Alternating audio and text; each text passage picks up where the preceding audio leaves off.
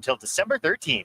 Cool. Plus, get up to $125 off a set of 4 Goodyear tires. Anything else? Get $50 off $150 service when you buy those tires. Well, that's handy. Yep. And weird. Well, I love my Fountain Tire sidecar. Book your appointment online today. Restrictions apply. Fountain Tire. We're on this road together, Canada. Montreal Auctioneering's Calgary, Edmonton, Winnipeg Public Unreserved Equipment Auction is this Friday at 9 a.m. Featuring graders, excavators, forklifts, loaders, man lifts, skid steers, plus commercial trailers including 3 unused 2023 Timmins 55-ton triaxle lowboys. Info at maauctions.com. Hey, you know winter is really freaking cold, right? So play it smart. Don't get caught freezing in your car with your pants down and no power. At Big Toy Shop right now, lead-acid batteries are just $129. $129 is a great price for a good start. Big Toy Shop.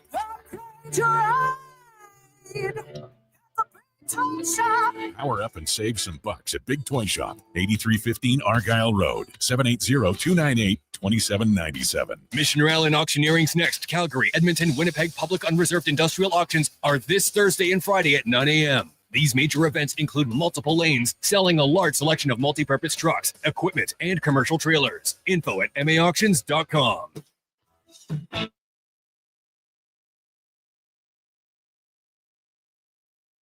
Here's the Lowdown with Lowetide on Sports 1440. Presented by Wolf GMC Buick. We're making it easy. WolfGMCBuick.com.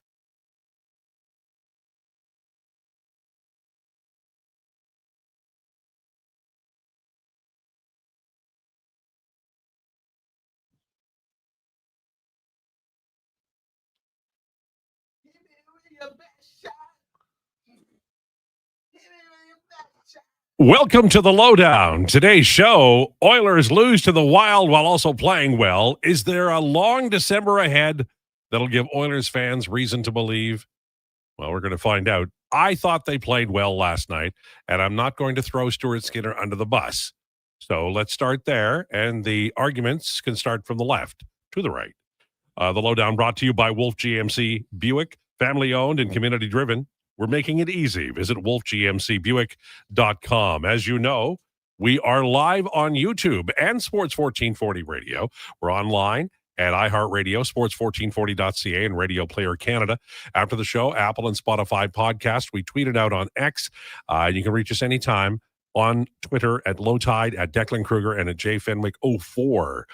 Text or call right now, 833-401-1440. You drive the show with what you want to talk about. And even if we disagree on Stuart Skinner, we will read your texts, 833-401-1440. Our guest today, feature guest, will be Kevin McCurdy, coming up at 1 o'clock, and Duncan with Declan today on Declanations at 1:40. With all of that, I think I covered everything. I'm going to do the introductions now. You ready? Despite a poor season presenting itself like a Christmas gift for the ages, this man refuses to accept the best plan for the Calgary Flames is trading off some veterans and entering Gehenna for McKenna. Ladies and gentlemen, it's Josh Fenwick. Josh Fenwick. No guarantee you get the number 1 overall pick. I said Gehenna for McKenna. I get it. And it would happen. Uh-huh. You just got to trust it, man. I don't trust it. Alberta is the land of milk and honey for lottery picks. The Calgary Flames have literally never gotten a number 1 overall pick because they're not trying. Existence. Yeah, because they're not trying. Whatever, man. Whatever. Like it's there's no guarantee. The one time that they'd be like, all right, like this is what we have to do, they're going to end up getting the 6th overall pick. Or where do the league disgusting. MVPs and the leading scorers and all of those guys? Where are they drafted? Anywhere. 1, 2, or 3. Maybe 4. Got to get there, man. And I get applaud your team, but I'm just telling you, you got to do that. This is the year. It's going to happen. Conroy will start trading people off. It's too good. All right, sure. If that's what you think is going to happen, but that's not really his MO. Well, no, it isn't. But sometimes, fate takes over, and I think it will. All right. Former swimmer, former boxer, now a quality sports broadcaster, waiting for the networks to call. What he would prefer, if you're listening and, own a network, is television and would cover basketball, football, highlight, boxing, and little baby concert news. Ladies and gentlemen, it's Declan Krueger. Yeah, Lil Baby, he was my top artist in my Spotify Wrapped this year. I can't find my Wrapped. Maybe I didn't apply for it. Last year it was Crazy Horse. Neil Young, and then I think Kate Bush was second. What about you? Really? What's your Spotify thing, Josh? I my top artist was SpongeBob SquarePants. Zach Bryan. I thought you didn't like country music. I like Zach Bryan though, which is All like right. being generous to call it country music. Let's be honest here. No, People do that with Blue Rodeo too, and they're not really country. But Blue Rodeo's more. it was that, and then my most listened to song was the one that I fell asleep to on repeat one time. It played over 1,000 times. What was it? It's called "Your Man" by Joji. I was like, man, this is a good beat. And then I passed out and I woke up a mere 12 hours later and it was still playing. What's the movie where the guy is in an accident and it's a Stone song, Moonlight Mile? It just keeps playing over and over again. Sure. Let's go with that one. You don't know the movie? I don't know. Wow. First time in history. Wow. I don't know. The movie either. Holy. Okay, I'm going to say this now. We're going to talk about the game. I'm going to start being really selfish today. I don't usually do this, but I want to start. I want to set the tone, and then you guys can go wherever you want. You can throw anybody under the bus. I don't care. Here's what I'm going to say. I've said before that I don't think this is the year the Edmonton Oilers make the Stanley Cup final, and I believe that to be true. I think that there are some concerning things about the Edmonton Oilers, and I know you all have your lists. One of mine is that this year specifically, the puck is not going Connor McDavid's way. Last night, late in the game, just a few seconds left, he had an opportunity to make a pass, and it didn't happen. It ended up, going out to the neutral zone, and that was basically ball game. McDavid is a supreme hockey player. He's an outstanding player, and I'm never going to diss him. But I also am going to acknowledge that he is coming out of his prime now, and he may not be able to carry the load for this organization. I think that Stan Bowman is doing the right thing by not going and trading for a goaltender. They have to figure out what they're going to do next year for goaltending. But if you're trading for a guy who makes $6 or $7 or $8 million on next year's cap, that's not the play you make right now. You wait till the summertime. You keep your powder dry. And I'm going to tell you now, I think December is going to be a really good month for the Edmonton Oilers. I don't think they just don't have the horses this year. They're going to have to commit to Matt Savoy and Ike Howard. And they have sort of done that with Matt Savoy now, but Howard's in the minor leagues and he's ready, but they're not playing him. They have a guy in Trent Frederick whose foot speed is down from last year, and they're playing him every night. So a lot of things the Edmonton Oilers are doing and a lot of things that are happening to their best players are not conducive to finishing first in the division or getting a good seeding in the playoffs, and certainly not conducive for winning 3 rounds, let alone 4. So with all of that said, I enjoyed last night's game. I thought it was very good. It was a small screen on Stuart Skinner. You'd like to have him stop that puck. There's no doubt about it, but I'm not going to throw him under the bus. You always have to acknowledge that when you don't score at all, bitching at the goaltender is sort of a lost cause. It's like waving lanterns at runaway trains, to borrow a line from a country song by Roseanne Cash. So where are we? The Edmonton Oilers are a team in the NHL. They're coming out of a bad way. They've got a really good December schedule. I suspect by the end of the year, by the time we all have a whatever you drink, champagne, I like to have prune juice for New Year's Eve. When we talk about the team, they'll be in a better spot than they are now. I don't think it's going to make a difference. They don't have the horses. They correctly have decided not to trade the young players like Savoy and Ike Howard and the kids they got coming up. So this would be a year to call up Quinn Hudson, to call up Josh Szymanski, to call up Robbie Yerventi. And I do agree with fading Trent Frederick because I don't think he's playing well and his foot speed is down. He's not 100%. Maybe give him some time away and let him find his way, because right now it's hurting the club.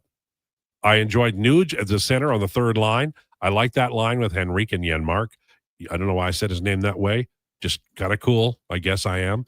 But I like that line. I like that they kept Savoy with Connor McDavid. And I liked Leon's back check. I felt he was fumbling the puck a little bit too. I think maybe he and McDavid are putting too much pressure on themselves. Now, I've gone long. I've hogged the microphone. I will give way to whoever wants to talk about the game last night. Well, first of all, I don't think you can really hog the microphone on your show, but I do appreciate that sentiment for throwing it back to me and Josh. Yeah, listen, couple things that you touched on. Connor McDavid, you talked about he's exiting his prime, if you will. I don't know if I want to go that far because I do think primes are so extended now, just the way, sports nutrition and sports science, all that type of stuff. But I will say, like, for a couple years now, I think minimum, Connor McDavid hasn't felt like the slam dunk, no questions asked best player in the world. And I think there are a couple of guys you can put in that conversation. I think Leon's one of them. I think Nathan McKinnon is a guy who sits right up there at the top of the mountain. Cale McCarr should be a part of that. Yeah, it's just different when it's defenseman versus forward, but as a player, absolutely. But Landon Ferraro said something on Jason Greger's show 3 weeks, maybe a month ago now, that 2-3 years ago when Connor McDavid had the puck on his stick, you just had this feeling he was going to dog walk everybody and do something incredible. And he'll still have moments where he does something like that, the Columbus game, but I don't know if I get that feeling anymore. Like, I don't get the feeling that he's just going to go Super Saiyan mode and take over. Like, he's still obviously one of, if not the best player in the world, and he still does incredible things with the puck on his stick, but the 5-on-5 contribution isn't really there. I'm not here to knock Connor McDavid. I don't think he's the problem at all, but I do think it's an interesting kind of addition to the point you made. Now, you talked about, sorry? No, I didn't say anything. Oh, sorry. I thought you were getting ready to my mouth may have made some noise. It works independently of me. No, for sure. When you talk about, you don't want, or you don't think Stan Bowman should go out and get a goalie. Listen, I don't put that loss last night on Stuart Skinner at all. And I'm not as down on Stuart Skinner as some of the people here in the city are. But I do think he's wildly inconsistent. I do think if the options are, is he a good goalie or is he not a good goalie? I probably lean to say he's not a good goalie. I would like an upgrade at that position. I think it's kind of now or never when you look at, like, listen, I think we both agree. You've said this. I think Josh will agree as well when we hear from him in a second. The Oilers are not winning the Stanley Cup this year.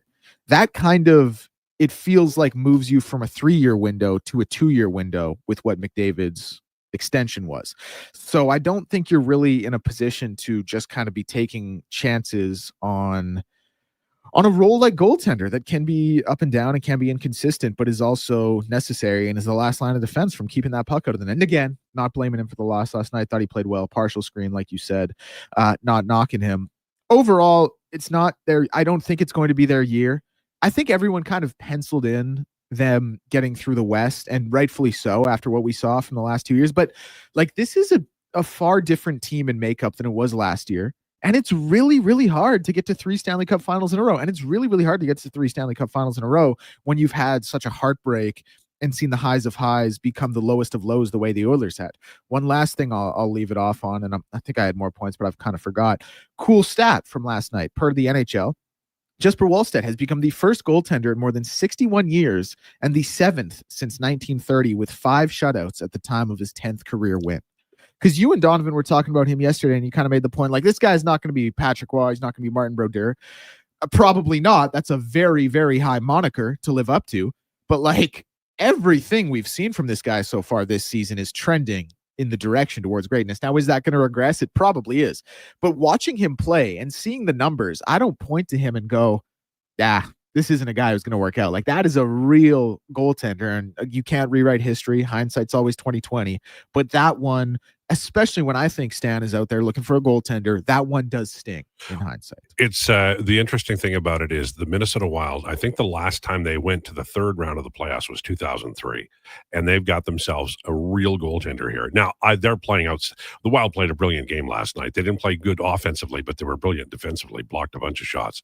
That said, good for them for getting this goaltender, and what a story he is. And I think he might win the Calder. Josh. Yeah. You can't put it on Stu. Do you give a texter this morning had a great line, which I am now stealing. Don't remember who it was, but right. Do you blame the starting pitcher for giving up a run when it's a 1-0 game? Like, no, you can't. You had the opportunities to score and you didn't. Like, Hyman had a fantastic chance to do it in the first, after that first goal had already gone in, I believe, and didn't capitalize. And so, this is more of an offensive issue for the Oilers, which it kind of has been. At 5-on-5 for sure, yeah. I think they must still rank at the bottom of the league on 5-on-5 goals because they did after the Kraken game still anyways. So Well, when you add 0 to that total, you're gonna add stay 0 to down that there. total. I don't remember hearing no one got negative. So they just need to be better 5-on-5. Yeah. And I think that, in fairness to them, there's the structure of the last 2 games have been much better, and what I really liked is they kept the 3 centers in the middle. And I don't know if Savoy's going to work on the top line, but I like that they kept them there. I like that Nuge was kept at the third line, a center position. My own belief is if they keep playing like this through December, we're going to have a very, very more positive picture of this team. That said, even if they do play well and go 9-3-3 as I predicted, I don't think they're going to be in the Stanley Cup final this year. I just don't. Yeah, like that's what I was going to say as well. Like the December schedule is really favorable. And I had talked about potentially going 5-0-0 on this homestand. Obviously, that's not going to happen now after the result last night. But this, like I said, really favorable December schedule. And I think that's going to give people false hope. I don't know if that's too strong of a phrase, but I just like 9-3-3. When you look at their schedule, like, man, it should be a cakewalk more often than not in December here in this month. But I still think it's just not going to be enough this year. Like some years are just like that. I yesterday, I don't know if you remember, but I did say they were going to lose last night. You did. And I think that they're going to win several games here in a row and come into Christmas looking good. I just don't. I think they could rattle off like 6 of the next 7. You know what they need, though, is they need one of the guys with a no movement clause to waive. And I think that happens in the summer. And I think that's when Stan Bowman will go out and get a goaltender. And we're looking at I think we're looking at the coda of the Ken Holland era. And even though Stan Bowman's been here for what will be 2 years in August, the structure of the goaltending and the price point of the goaltending made it impossible for him to go out and get a goalie replacement. I think, and you could go get one, but you're just sidestepping. You're not improving. Okay, on the way, we have Kevin McCurdy at 1:00. At 1:40, it's Declinations. Duncan with Declan. Are we going to talk about the big story in sports today where the Clips just say goodbye to everything? What the hell? We absolutely are. Josh came out when we were doing our, the pre-show prep at the bar there and basically started yelling at me about it. I heard that. I'm very ticked off. Listen, the Clippers are a cursed franchise. He's their best player in franchise history. It's a terrible look. I'm not going to say to Josh, hey, he only had 2.9 because I don't care. I do not care. Best player in franchise history should be, in reality, your second retired jersey because Blake Griffin should be up there already now that he's retired. Bob McAdoo. So he should be the third. But you have no jerseys hanging in the rafters. And this is the guy who 100% deserves to be there. And you're just like, hey, you know what? You're gone. No. You're gone. 3:00 in the morning. Get back on the flight, go home. You're not a member of this organization anymore. Like, absolutely pointless move by the Clippers. Well, again, good for them because it gives them an opportunity to show people what they are. And they did. Here's the thing. If they had been like third in the West, would you have had a problem with this? Yes. Because then they're third in the West, and Chris Paul is clearly contributing to winning basketball, even if he is only averaging 3 points per night. All right, we're going to talk about this more and other things on the way. Just ahead, it's Rumors, Lowdown with Lowetide on Sports 1440 and YouTube. It's the biggest game of the season. The Edmonton Oil Kings Teddy Bear Toss, presented by The Brick. Family Fun Sunday, December 7th. Bring your new stuffed bears to the game, and when the Oil Kings score their first goal, the fur will fly onto the ice. Help Santa's Anonymous collect thousands of bears this holiday season for families in need. See the Oil Kings in their special Teddy Bear Toss-themed jerseys as they face the Prince Albert Raiders. Teddy Bear Toss, presented by The Brick. 4:00 Sunday afternoon at Rogers Place. Limited seats remain. Great family entertainment starts at just $20 a seat at oilkings.ca. When you're in need of deeper respiratory support, try NAC 8.5X. 600 milligrams of NAC with 8.5 times better absorption. Available now at Vitality Health Foods, where customer appreciation is the first Tuesday and Wednesday of each month. Picture this. You're sleeping and you're awake, but it's a good day because you're about to make your way to McDonald's to pick up some breakfast. Fast forward, you're there. What's this? You can now get all those breakfast classics penny style with rich, creamy hollandaise style sauce. A happy little tear rolls down your cheek. You grab your small McCafe premium roast coffee, still just $1 plus tax every day. And see. Get up and at 'em with the Egg McMuffin. At participating McDonald's restaurants in Canada, prices exclude delivery. This is Andrew Walker, host of the postgame show on Sports 1440. After every hockey game this season, tune in and chime in as we talk about the game. It's all sponsored by Legacy Heating and Cooling. Don't get left in the cold. Visit legacyheating.ca. Vinny and Don in Hockey are dedicated to skill development for all hockey players. If you know a student athlete interested in growing as a person and a player, register for a free shadow day. Beginner or experienced, this program develops a student athlete skill in a supportive environment. It's a great opportunity for prospective student athletes entering grades 3 through 12 to see what Vimy and Donnan have to offer. Visit vimyridge.epsb.ca or donnan.epsb.ca for more info and to sign up.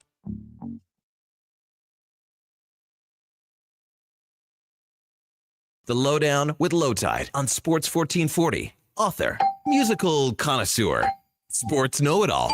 Yes, a man for all seasons. Presented by Wolf GMC Buick. We're making it easy. WolfGMCBuick.com.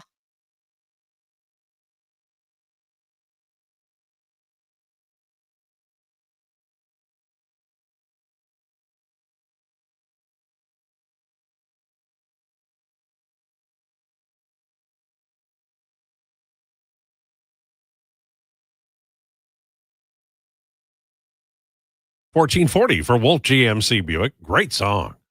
We call those bumpers, and that thing moved, man. And by the way, thanks to Declan for getting me a fresh pair of headphones.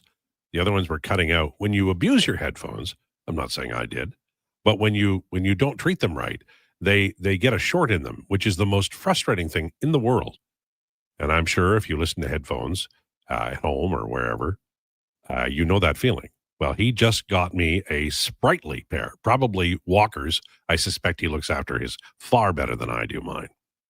But I'm quite happy to be able to hear again, which at this point in my life is a rarity. It's time for Rumors, brought to you by Great Canadian Solar. Great Canadian Solar has been helping homeowners and businesses harness the power of the sun for 15 years. Invest in solar and yourself. GreatCanadianSolar.com. Okay, couple of things. This is kind of not good news. Tyler Seguin suffered an ACL injury, out long term. That sucks. Probably out for the rest of the 25-26 season.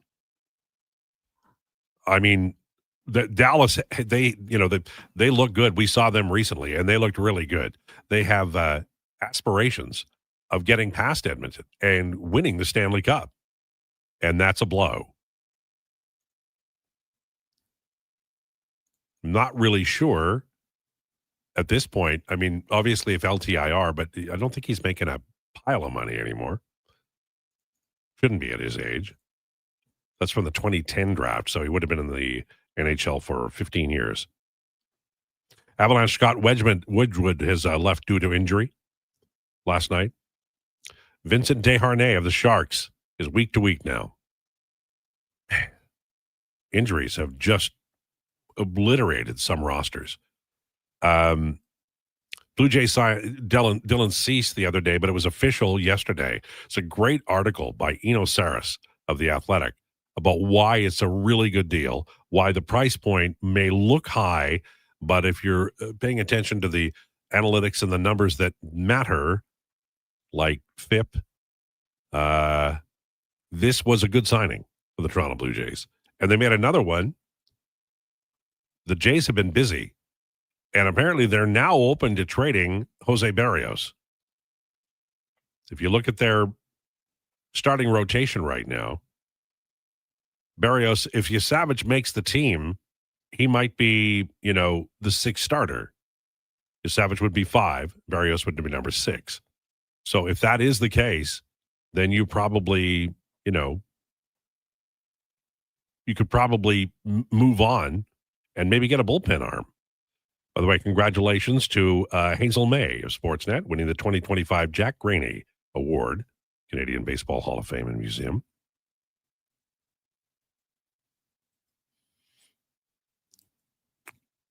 I'm going to talk about this, and then we're going to go back to the NBA story. Browns have opened up Deshaun Watson's practice window. This is an important thing. Why?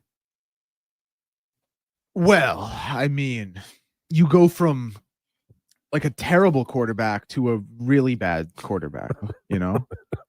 So maybe you're seeing a bit of improvement. But honestly, like I get that if you're the Browns and if you're Kevin Stefanski, you probably have to play him because of the contract. But like, man, what's the point? Like, he's horrible, and he's such a checkered path. Like, what's the best case scenario with Deshaun Watson? You go 5-12 instead of 4-13. Like, what? Like, let's wave the white flag, cut ties. Shador probably isn't the long-term answer. Dylan Gabriel probably isn't the long-term answer. He's too small. But like, what's the point with what's the best case scenario with Deshaun? There isn't really one. You know? Well, and it was such a lame brain set of moves that got him there under a massive contract. And I'm not convinced that Bernie Kosar at 62 wouldn't be a better option. I mean, listen, at the time of the signing, he was coming off an incredible season, but yeah, it was just like marred with controversy. It's just, like, what are we doing? Bad news. Okay. This is a kind of the NBA is the best league for news. It just is. Oh yeah. The Clippers are parting ways with Chris Paul. He clashed with members of the organization as a result of his leadership style, according to Shams Charania. And that is what happened. Now, I'm like kind of flummoxed, baffled, unsure of why, but our friend Josh here is foaming at the mouth and coming out of his shoes on this one. So I think I should yield my time to Fenwick, and you can tell me why you are a rage in the cage over there. I think 1 second. Sorry, I'm just doing some math on getting his game 7 averages right now. Oh, okay. Absolutely. I'm just looking at it right now. Because he played in 1, 2, 3, 4, 5 game 7s with the Clippers. So, okay, never mind. I did the math. I don't know which button I hit, but alas, doesn't matter. Really good in game 7s. Really good in game 7s. The year that they probably should have gone to the final. Let me find it here. The series against the Spurs to open. He ends up tearing his hamstring in that playoff series. It is still playing. In that game 7, he put up 27 points. He only got 6 assists. Not really what you want to see. 2 steals, 1 personal foul. Really good. Played 37 minutes and had the game-winning floater over Tim Duncan, who, by the way, is one of the best defensive players in league history. And then he misses the next 2 games because of his hamstring injury. Comes back. And they're up 3-1. And then Doc Rivers, the curse of Doc Rivers, they blow that 3-1 lead to the Houston Rockets. And they would have lost to the Warriors maybe anyways, but they never went to a conference finals. But he showed up for you when it mattered. And then you traded him per his request to the Houston Rockets because he wanted a chance to win. And you guys were like, yeah, we're going into a rebuilding phase. Like this is kind of the way it has to go. And so they send him to Houston, where again, really good, like 2017, 2018, right, Deck, where he hurts his hamstring again in the finals or conference finals. Misses game 7. They end up losing that series. Chris Paul was defending Stephen Curry one-on-one. It's mind-boggling to me. As I said, yeah, super good in game 7. And then for all of these Clippers games, and then hurt, whatever, trades away, comes back. He wants to do his retirement tour with the Clippers. He was drafted by the Hornets, was really, really good with the Hornets. And he's like, nope, I want to come back to LA where it was great for me. And they're like, absolutely, Chris Paul, we want you back. I don't care that he's averaging 3 points per game and is playing. It's like, he is the best player in your franchise's history. And you're like, hey, you know what? Chris Paul, you've been great, but it's 3 a.m. It's time for us to put you on a plane and send you home. You're no longer on the team. Yeah, what a nut hard punch. cheese, Not right? a gut punch, a nut punch. Yeah, I'm not going to do that thing where I say it's deserved because I don't think it was deserved at all. He is the best player in franchise history. He was the heartbeat for those Lob City teams that were great teams, but also kind of wildly underachieved. Like, listen, I don't think this was the right move by the Clippers. But I think this isn't the Cavs waving LeBron at 3 a.m. This isn't the Heat waving D Wade at 3 a.m. It's not the Warriors waving Steph Curry at 3 a.m. Like, as good a player Chris Paul is, he probably sits on the outside looking in when you talk about, the top, definitely like the first tier of players all time. If you want to say that first tier is the top 50, like he never really won any awards with that Clippers team. He never Five-time All-NBA. Yeah, no, he was great. Never made a conference finals. Like, I don't think they did right by Chris Paul. I wouldn't have done this if I was the Clippers, especially like Josh made the point. They're a bad team. Just let him be there and play 8 minutes a night. Yeah, sure. I can live with that. Whatever. I do think we're overestimating a little what he meant a lot to that team. And I don't want to sit here and dispute that. I don't want to sit here and downplay that he was their best player and their heartbeat. But the one thing holding me back is like, this isn't, like I said, LeBron getting waved at 3 a.m. or Steph. It's not, but it's Ben McAdoo. Yeah, great player, but I think Bob McAdoo. My apologies. Well, Ben was good too. I'm a little fired up. Ben McLemore. I don't know if you remember him. I remember Ben McLemore, Sacramento King legend, also in jail for rape also now. a Clippers and Rockets legend. Yep. It is your best player in franchise history, and he was not bad in the playoffs. Like, you can't put any of those playoff losses. I mean, you can probably put some playoff losses on him, but he showed up when it mattered. He showed up. He's Blake Griffin didn't really show up. DeAndre Jordan isn't a guy who can show up. That wasn't his game. He didn't have an offensive bag at all. His game was. Charles Barkley always had the best quote about him. If you locked him overnight in a gym, told him he couldn't dunk, he'd have 2 points in the morning. But that wasn't DeAndre Jordan's role. Nicky Northside came and he said, "Horrible take. I'm sorry. Chris Paul is 100% that class of players for the franchise. The Clippers were a joke until he put respect on that team. So it is LeBron or Steph getting waived in terms of his value to the franchise." I can level with you in terms of his value to that franchise is immense.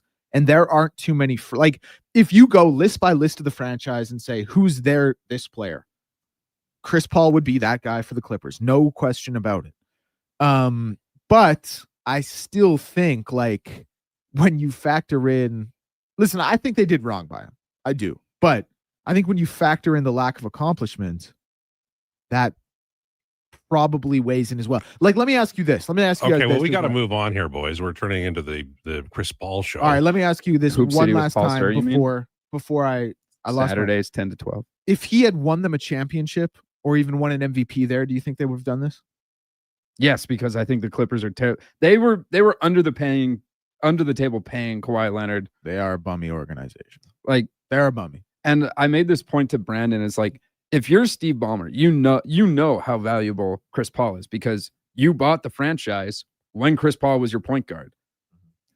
But they also traded away Blake Griffin after he signed an extension and wanted to retire a Clipper. They're like, hey, you know what?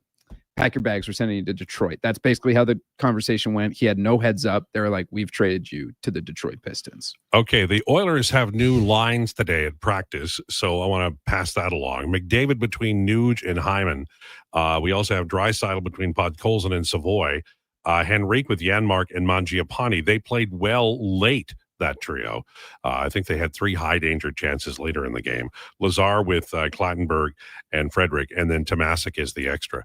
One thing that I do think the Oilers should possibly contemplate is sending down Tomasic. They don't play him.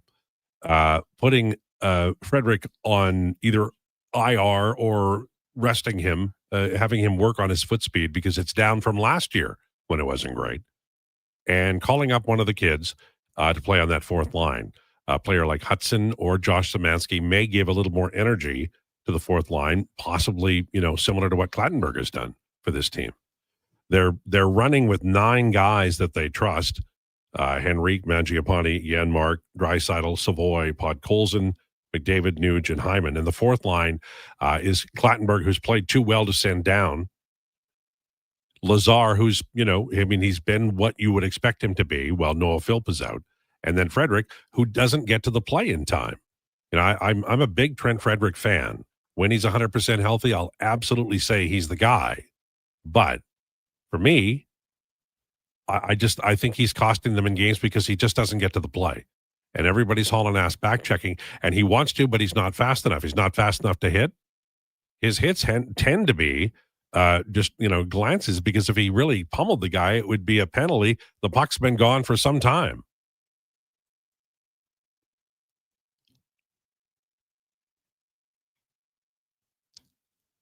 We never talked ball. Yeah, well, there's not much ball going on, right? Like, are you talking about basketball or baseball? Because there's not a lot of baseball going on. As far as basketball is concerned, I think we do pretty well on this show. I mean, we're not the Saturday show, but I think we do pretty well. And I think we're talking more NFL than we ever have. I don't see how Savoy fits. He isn't big enough to be in the top 6 without scoring, and I don't see him as a third liner, tradable asset. I don't know. I mean, I see him as being a guy that for me, Matt Savoy is a guy that people are making the call on way too early. You traded a pretty large slice of your now and future in Ryan McLeod for Matt Savoy. You parked him in the AHL for a year, and now I think you've got to give him a year in the National Hockey League.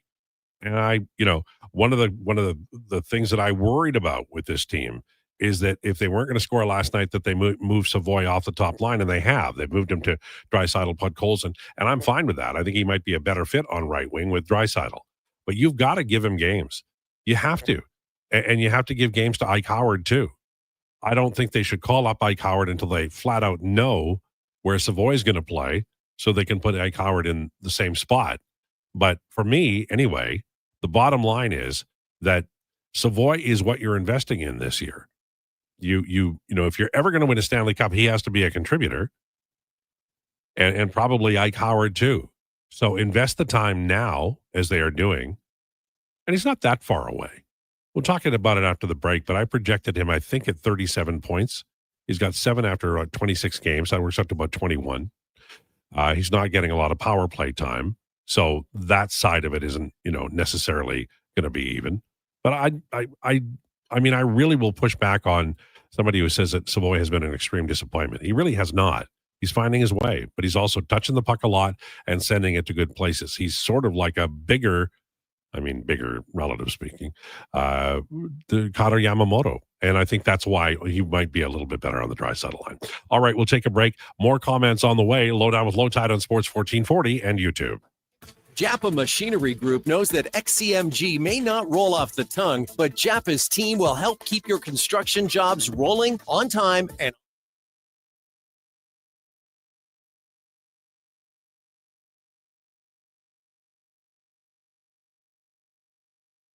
here we go. Deflected.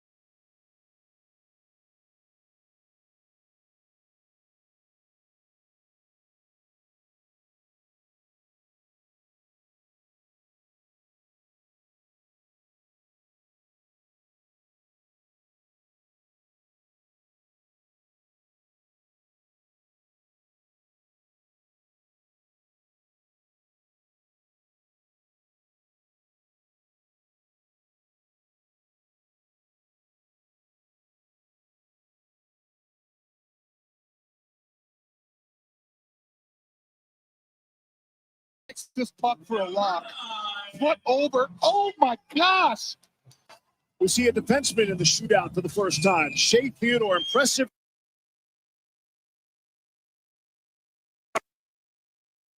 For Marcus Pettersson.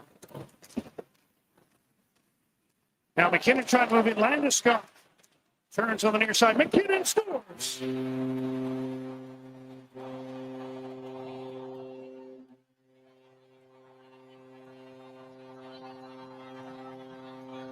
Second period in a row, Nate McKinnon has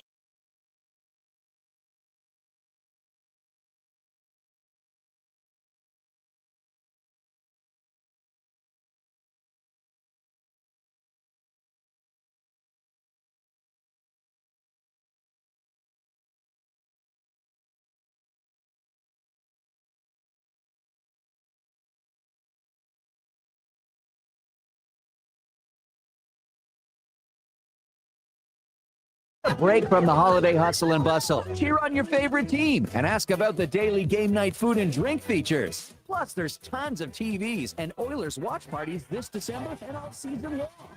Sally's Sports Bar and Lounge at all 3 Century Casino locations, Edmonton, St. Albert, and Century Mile.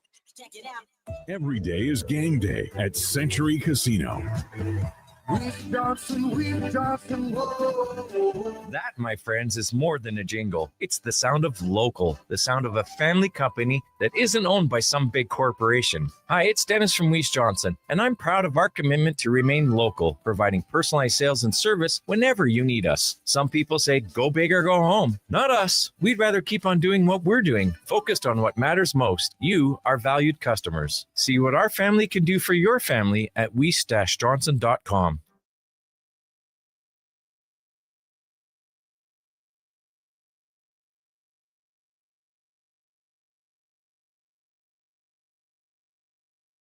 The Lowdown with Lowetide on Sports 1440. Can you fit Sports Encyclopedia on a business card? Presented by Wolf GMC Buick. We're making it easy. WolfGMCBuick.com.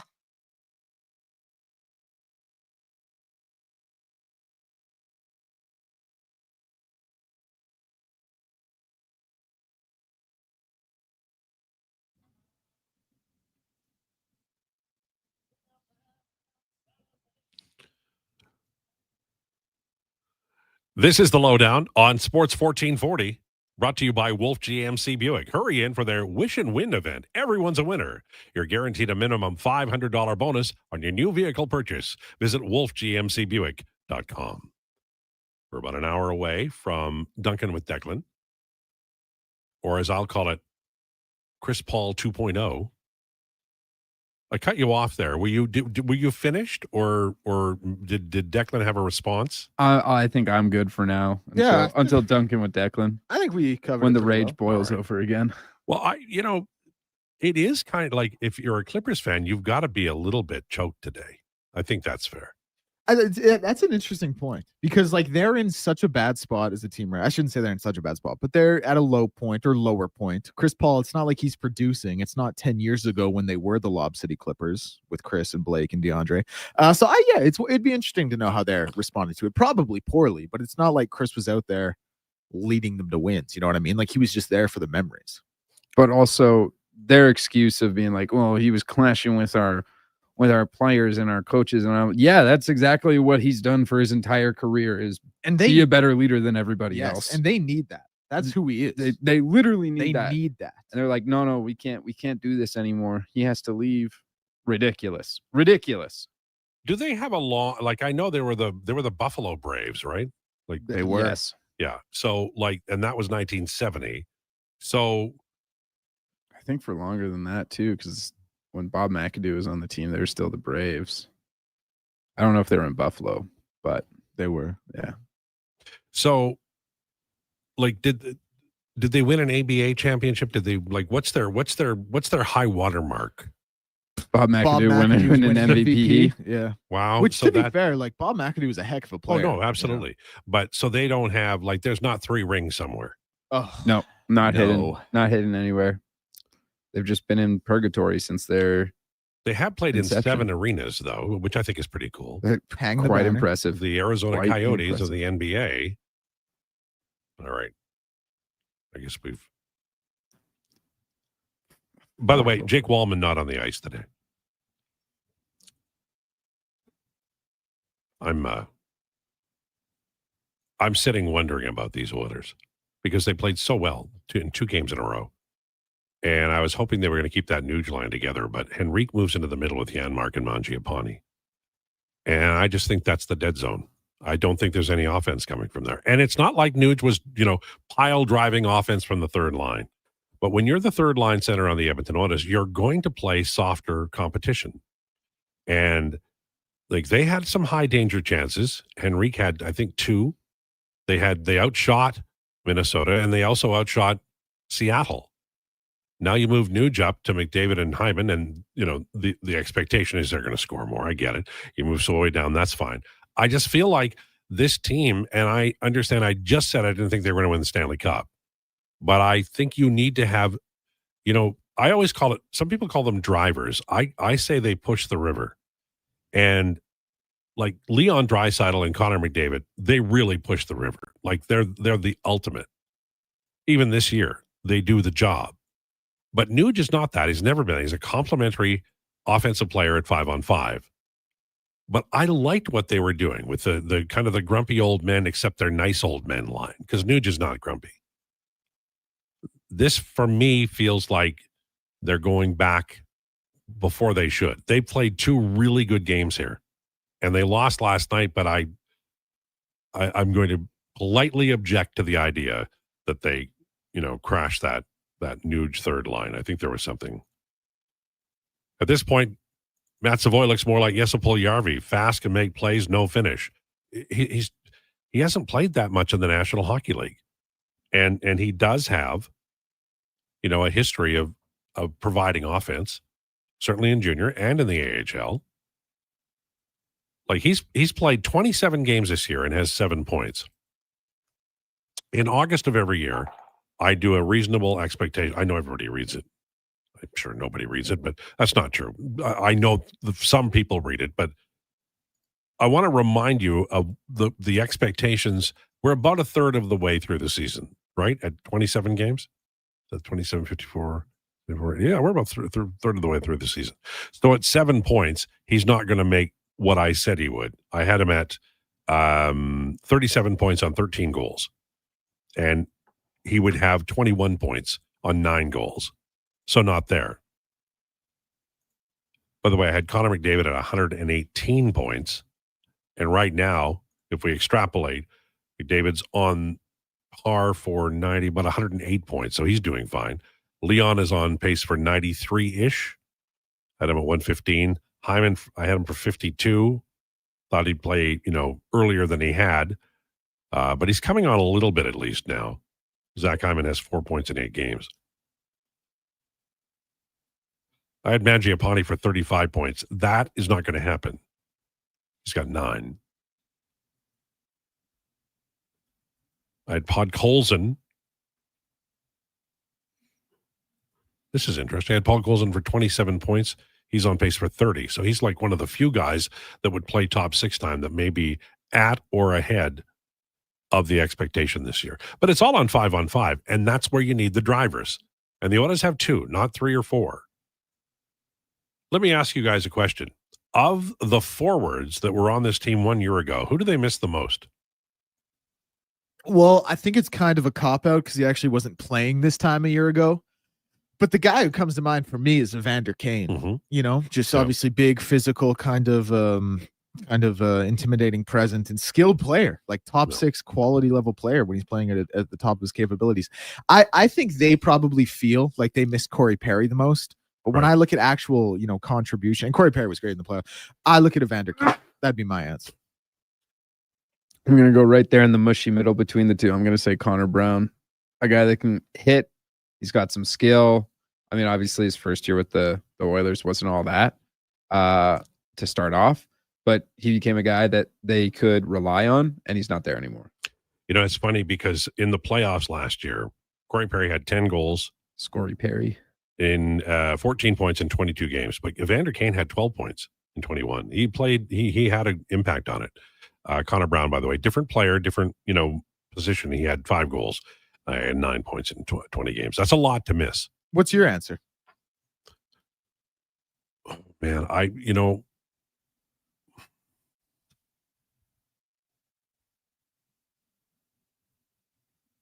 I'm going to say Corey Perry. But I understand the Evander Kane and I understand the Connor Brown. Evander Kane, 12 points last year's playoffs, 24 penalties. I don't actually know how many penalties he had. He had 44 minutes. 44 minutes. 22 minors. What that one call, though, was like, it was. Some of the calls, I'm not saying that he deserved all of them. No. But at that point. Well, yeah, he couldn't do a thing and they were going to call it. Yeah. But I think they missed.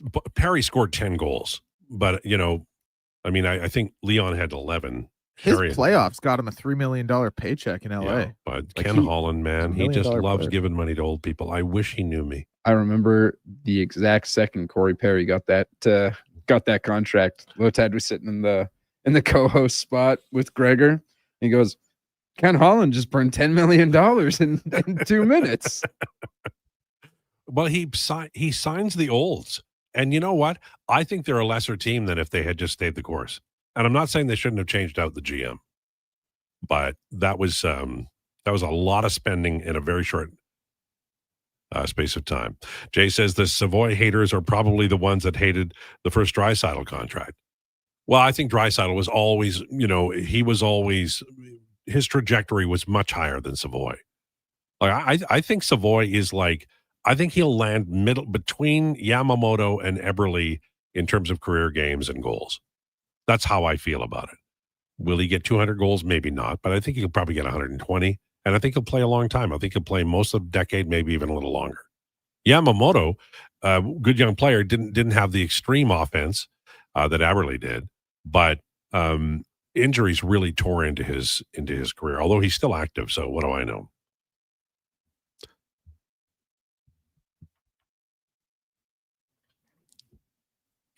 Smart player, needs time. Yeah, I agree. And you got to play him. Chris and Victoria, Lowetide, I disagree somewhat with you.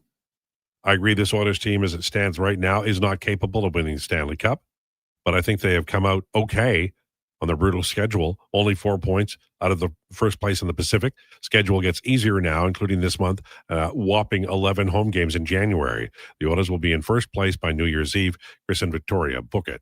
Well, here's what I mean, though, and I did acknowledge I have them going 9-3-3, even with last night's loss, which I felt was going to be a loss. But let's review what we just said. The three of us picked different players that they missed most among the forwards. We picked Corey Perry, we picked Evander Kane, we picked Connor Brown. So let's just say, and I know it's not going to line up exactly, but let's just say that Roslovic, Savoy, and who's the other newcomer that plays a lot? Mangiapane. They're the replacement. Does anybody think that Roslovic, Mangiapane, and Savoy are going to do what Kane, Brown, and Perry did last spring in the playoffs? I'm holding out hope. I think Roslovic might. Roslovic for sure. Well, I shouldn't say. Well, we can't say for sure. Yeah, I shouldn't say for sure. But he's playing. I like his game. But the way that he's going now, he should be. However, his past tells us that maybe that won't quite be the case. Right. He fades a little bit. Yeah. Mangiapane, if he can get things together. I like him as a player. I like Frederick as a player. I like Mangiapane as a player, but I'm biased because of that. Frederick, though, I don't know. I really don't know. I know you brought up. No, he's not. His speed is down, which means he's not recovered yet. Yeah. So, and playing hockey every other night isn't going to help you recover faster. I have a question for you guys. I'm watching. We have an answer for you. Steel Timber Sports, and this guy just cut a log, and he cut a log. It's not some kind of. I do not mean something else, but I have watched this sport for approximately 2 minutes, and I think he won by the slenderest cut. I believe so. I think the way they were going was thick cut, medium cut, thin cut, and he did the best. He must have done the best, but I don't know. We don't have the sound on in the studio, so we can't hear what the wonderful announcers are saying. So my question for you is this: is this the dumbest sport we've ever watched, or is there something else out there? This is probably I don't even think I can say that. I watched the Ocho. It's the dumbest sport I have ever watched is pillow fight boxing. What? Yeah, it's boxing, but instead of throwing punches, you're having a pillow fight. And they were taking it very seriously. Oh, I've seen it. Yeah, I've seen it. Do you like it? Marcus Brimage, actually, who's the guy Conor McGregor knocked out in his UFC debut, he made the transition to pillow boxing fight, whatever it's called. The world is just nuts. Listen, man, if it makes dollars, it makes sense. Now, I can't imagine that actually makes any money, but if people are going to watch it, you're going to put it on. I saw a guy pull a bus down Toronto street once. Wow. Now, that is impressive that there was no traffic, so he was able to pull the bus. But that was the sport. The next guy tried and he couldn't do it, so he lost. But wouldn't you hurt some innards if you did that? They train for this, Lowetide. Now, how you train for pulling a bus, I do not know, but he did I think it. you start with a fridge. Yeah, probably. Yeah. However, a fridge doesn't have neutral that you can put it in. Or wheels, for a matter of fact. The Ocho had an air guitar competition the other day. No, that's sick. I'm sorry. That's absolutely nails. That rules. I love air guitar. Have you ever pogoed? On a pogo stick, yes, I have. But like at a concert. Oh no. Because that used to be what we would do. We'd be you'd be at some damn concert and I hit my microphone, I'm sorry. You'd like jump up and down, you'd pogo and without a pogo stick. Oh well, I've done that before. Oh my God. Like you do that for an hour and you're like, what the hell am I doing on this planet with this kind of stuff? But it was fun back in the day. How about poker on TV?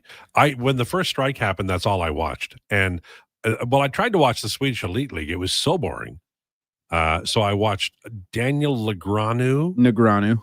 And that guy I hate, Phil Hellmuth. God, I hate that guy. What a jackass. That lockout was right around the poker boom as well. The poker boom happened in about 2003 after Chris Moneymaker won the World Series of Poker. The entries went from like 1,000 people to like 8,000. And that was when it really kind of took over on Daniel TV. Negreanu, Canadian, good Canadian boy, ahead of his time. Yeah, who was the guy who was an old guy?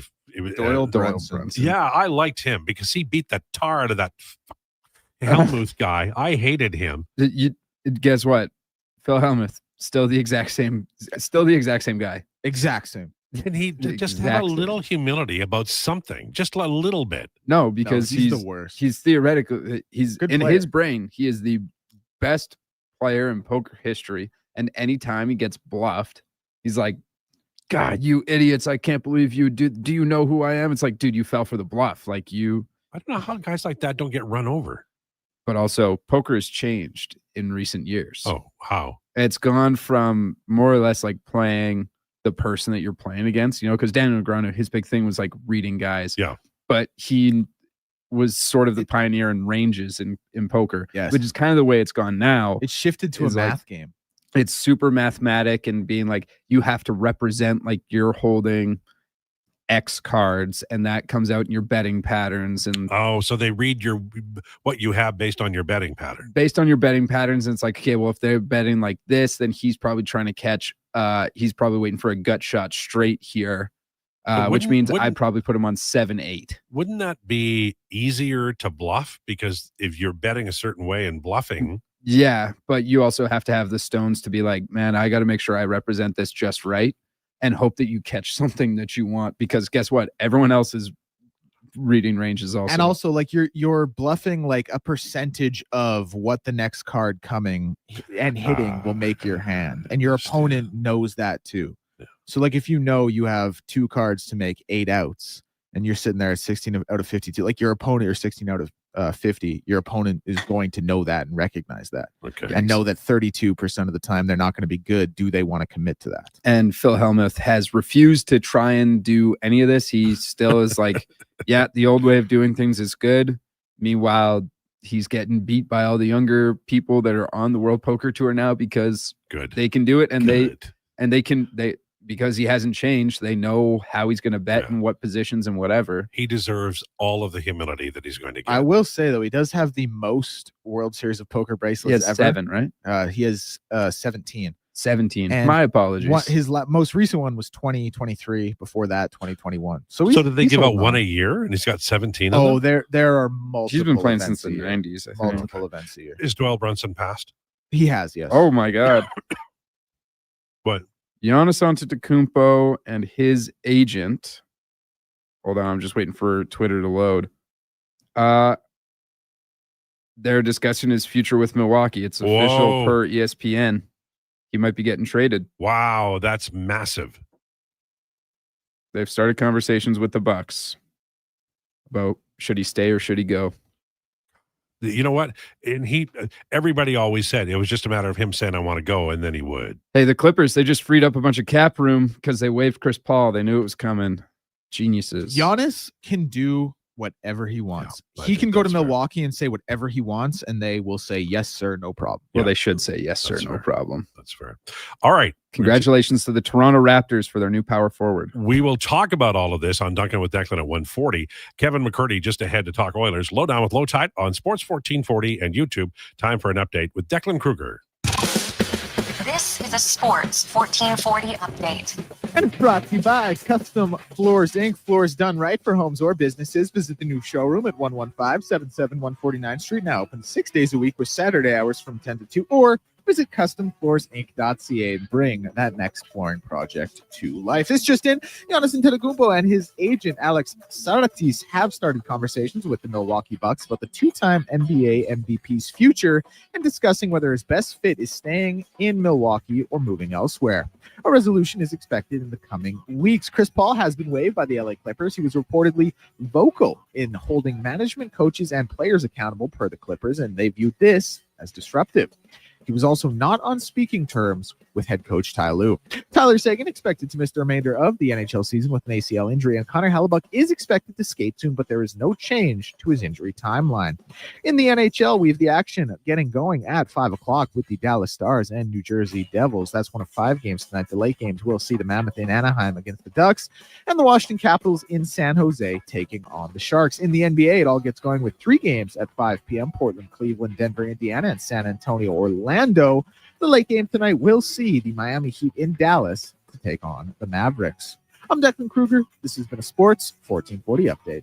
Sports 1440, Stingray radio station. CHJR broadcasts from West Edmonton Mall and Wetaskiwin. Download the free Stingray music app and listen wherever you go. We want orange. Give us the orange. We want orange. Bring up the orange. You got it, Canada. Booster Juice orange smoothies are back by popular demand. The original, the marathon, and orangesicle smoothies are back and bursting with tangy zest of oranges. They're Canadian favorites. Orange, you glad they're back? Only for a limited time. So squeeze the day, smoothie lovers, and head to a Booster Juice near you now. Booster Juice, Canadian born, blending since 1999. Mr. Rooter decorates a gingerbread house. Wow.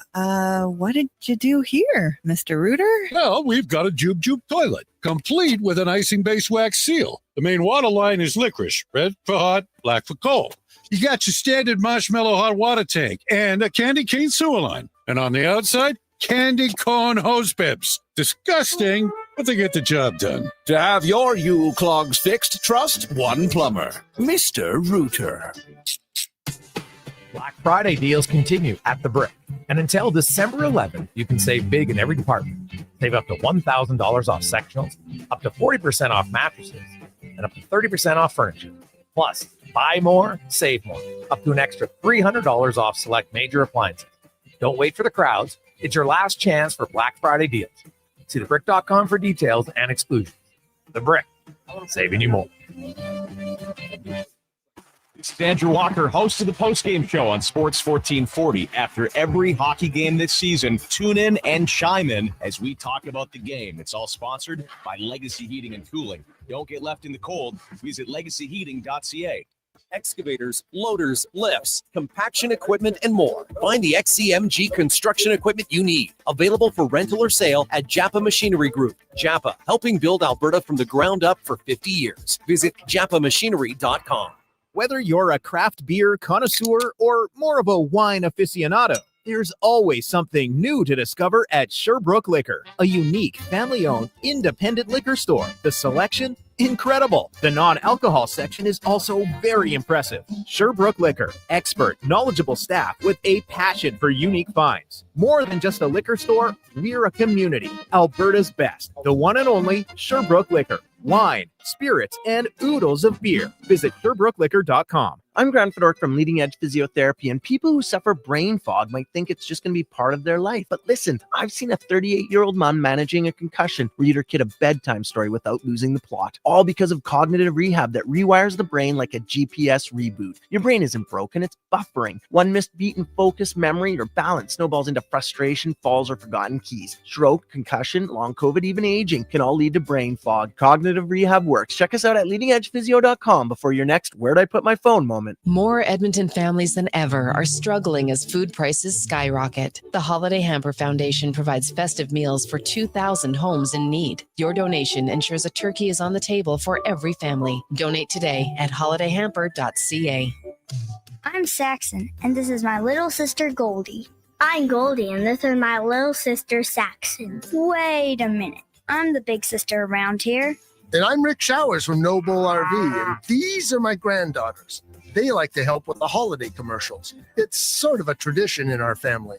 And since they moved from Australia to Nashville, we get to see them more than ever. It's nice to live in the same hemisphere with Grandma and Papa.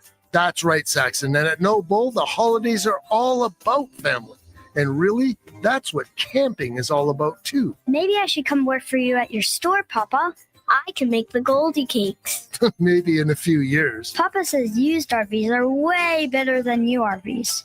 That's right, Saxon. You learn quickly. So what do you have to say to all the people listening on the radio? Happy Christmas to everyone in Canada. And that's No Bull.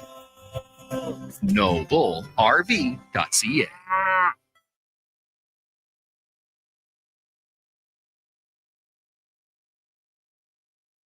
Here's the Lowdown with Lowetide on Sports 1440. Presented by Wolf GMC Buick. We're making it easy. WolfGMCBuick.com.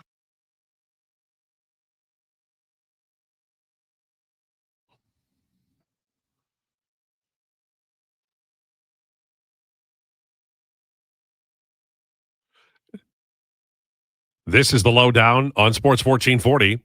Brought to you by Wolf GMC Buick. Hurry in for their Wish and Win event. Everyone's a winner.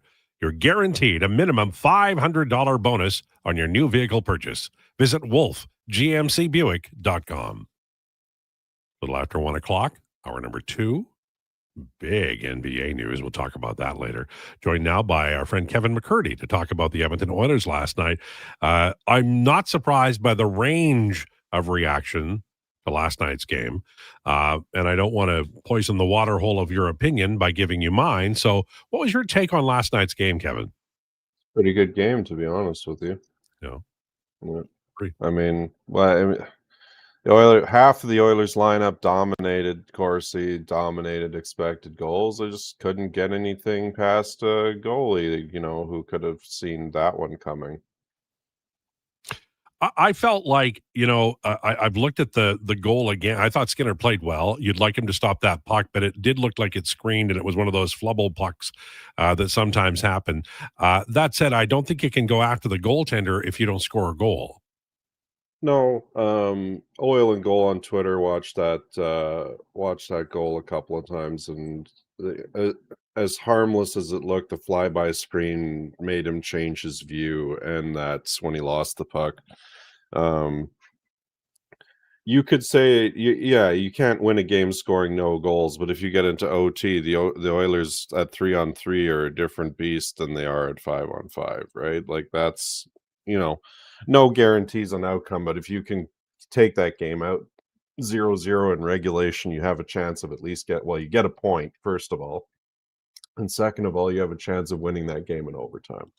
Go ahead. That said, that team played a pretty dang good hockey game for the most part. They just are not generating, they're generating lots in terms of chances for and expected goals and whatnot. There's Wallstead stood on his head last night, but they're not scoring, and that is, they still need to get over this hill on conversion a little bit. I've said for a time now, and I repeat it today, that I don't think this team is a Stanley Cup final team.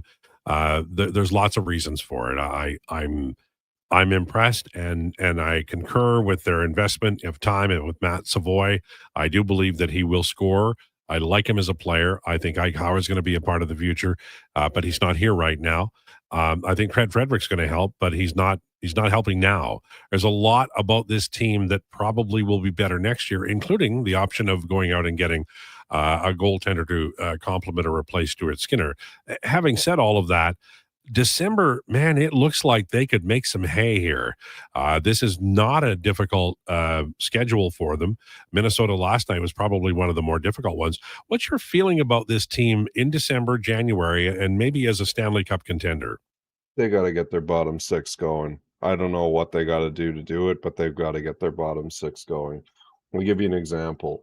Evan Bouchard, Connor McDavid, Matthias Ekholm, Leon Draisaitl, Zach Hyman, all those guys are rocking 80% expected Corsi, or sorry, not expected, actual Corsi last night.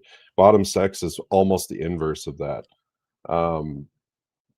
I don't know what needs to change to get this bottom six to actually play good hockey in terms of like scoring goals occasionally and helping this team out when the Stars can't get it done.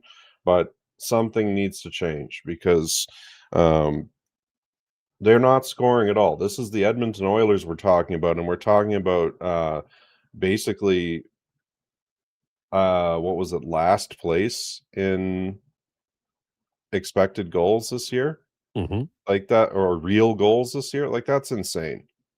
So I don't know what tweaks need to happen there, but the bottom six is a graveyard at the moment, and that is not a good spot for this team to be when they could really use a push from anywhere in the lineup. Well, they're you start, if you're fixing the bottom six, you start with the third line, and I did think that Nugent Hopkins with Janmark and Henrique did some good things, and then they moved Nuge off the line and put Mangiapane on last night, and they actually had a really nice run in not very many minutes. But all the players that I've mentioned, none of them is a 5-on-5 driver. None of them pushes the river. That's why I think that you because the team is the way it is, I do think you need to invest in a player who may be able to push against softer competition. Remember, the third line would be playing softer competition, and that should be your younger players, Savoy, Ike Howard, those guys. Do you have any thoughts on maybe recalling, and maybe not even Ike Howard? There's Quinn Hudson, who's playing well down there. Josh Szymanski's playing well. Roby Jarventi is playing well. There's some cats down there who maybe deserve a look. And if the third line can't piss a drop for the veterans, maybe you bring up a kid and ask him to help out at least. Yeah, I think that that's definitely a strategy that they could look at. I would say that the kids have largely showed up this year, right? Like Clattenburg's up here doing what he can in 4 minutes and 40 seconds of ice time, right? That's a tough spot to generate anything. I get that Chris Knobloch's discretion is to try and, to get what he can out of the Stars when they're the ones tilting the ice. But I do think that something needs to give. I don't know what it is exactly right now.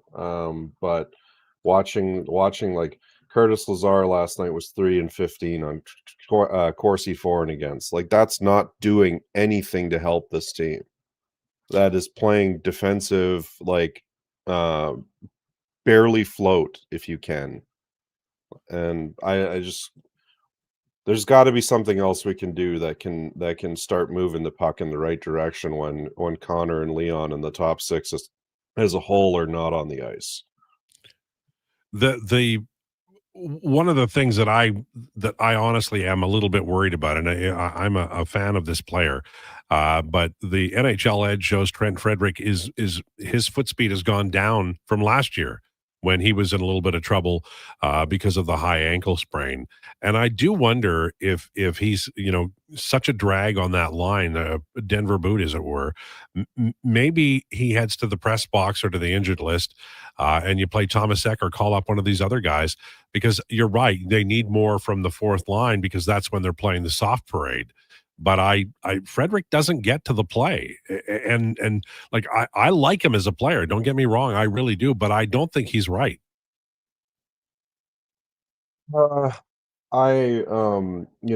Trent Frederick is a fairly common and easy topic to for people to get on his case about, and I got at the expense of not wanting to pile on here, I would have to agree with you. Like, when the coach has gotten on your case publicly twice now about getting Trent Frederick going, like that's not a really good look for a team that just signed an 8-year deal with this player. Like, what is the future of this contract as it sits right now?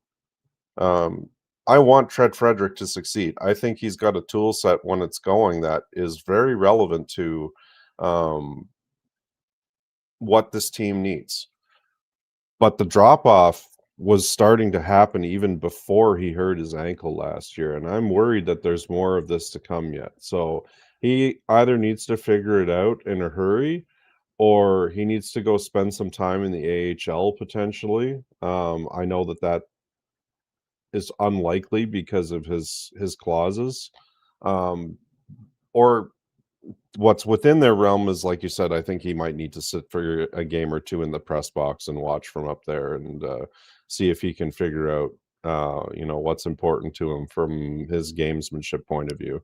Well, I just look at the NHL Edge, and he's off. His foot speed's off from last year. This year, he's slower than he was a year ago.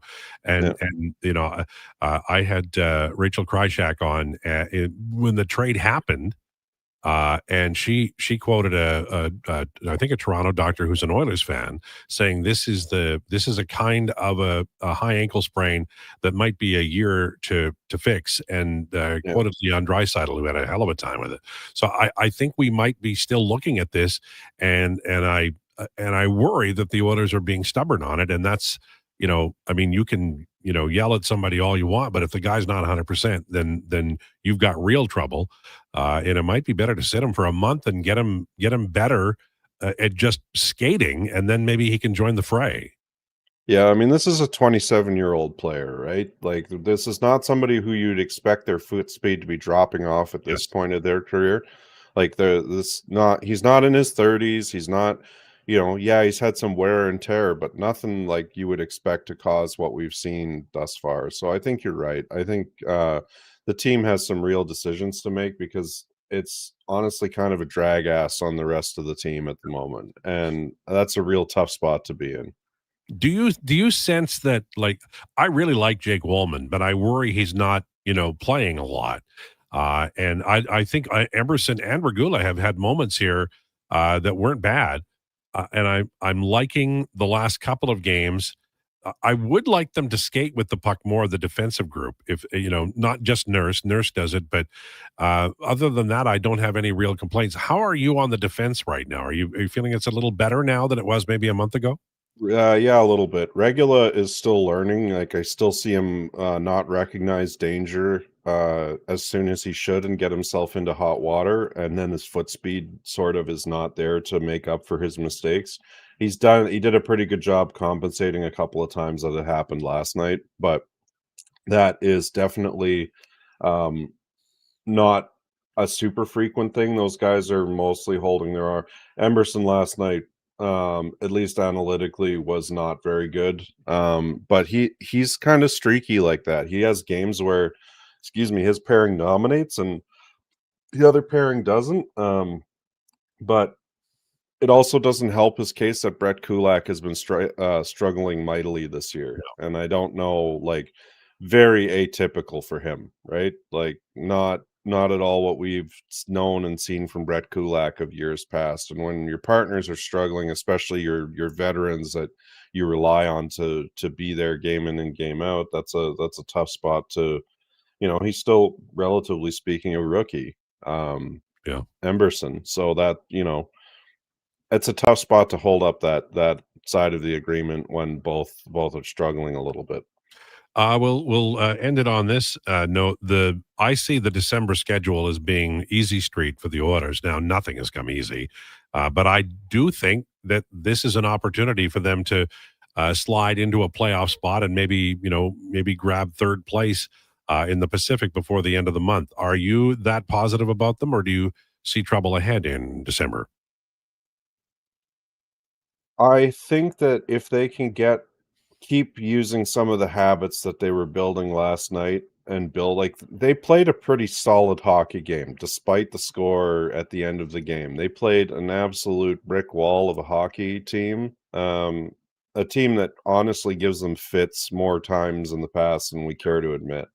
I think the building blocks are there for them to actually start getting up on their horse and going here. But the only element of caution I'll put in there is this isn't last year's or the year before's team, right? Where they can just like smack teams around for 10 games in a row. I'm just not sure that they're quite at that same caliber this year. But I hope you're right, and I think you're right. And here's to hoping that this is going to be a really good hockey team through the holiday season this year. You can break a tie that we had on the show last hour. I'm asking another question after telling you the final question. You'll get used to that, Kevin. Here it is. One of us picked in the most important player last year and the player the Oilers missed the most now from the playoffs. One of us picked Corey Perry. One of us picked Evander Kane. The other picked Connor Brown. Which of those three do you think the Edmonton Oilers missed the most this year? I would have to say Connor Brown. I think they're missing that leadership element a little bit that's there. Did I say Connor Brown? Yes. Wow. Okay. I'm apparently need to go have a nap or something. Corey Perry was the person that I was actually. Yeah. Sorry. Total mind absence there. Yes. Corey Perry. Corey Perry. I thought it was funny that Connor Brown got into a real rhubarb there on the ice for New Jersey the other day. Just absolutely lost his mind, and I don't remember ever seeing anything like that out of him in his time here in Edmonton. But he's been having a pretty successful year points-wise. Same with Corey Perry. Despite his knee injury and being 40 years old, that turtle keeps going, and not much seems to be slowing down. And I got to say, man, they sure could use some Corey Perry shenanigans, I guess, in the locker room and on the ice this year. That's absolutely true. Thanks for this, Kevin. Appreciate it. No worries. Have a good week, everyone. There you go. Kevin McCurdy, very smart guy. I knew that before the interview, but when he agreed with me that Corey Perry was the guy they missed the most, it just elevated him. I thought he was going to agree with you, and my heart sank. But fortunately, he did discover the right name. Wouldn't that have been a day if he had agreed with the flame span about who the Oilers missed the most? I don't know if we could recover from that. All right. Big news in the NBA broke about 20 minutes ago. We're going to go back to it and visit it. If you're a Milwaukee Bucks fan, hold on to your ass because we got a conversation. Lowdown with Lowetide on Sports 1440 and YouTube. After 20 years, Canada's most prestigious international hockey tournament returns. The Camrose Viking Cup, December 28th to January 4th at Encana Arena. Tickets at vikingcup.ca. Brought to you by Sports 1440. When you're in need of deeper respiratory support, try NAC 8.5X. 600 milligrams of NAC with 8.5 times better absorption. Available now at Vitality Health Foods, where customer appreciation is the first Tuesday and Wednesday of each month. Top quality flooring, locally owned, and Canadian products from Beaulieu. Yeah, that's CFI. CFI what? No, CFI, Custom Floors Inc.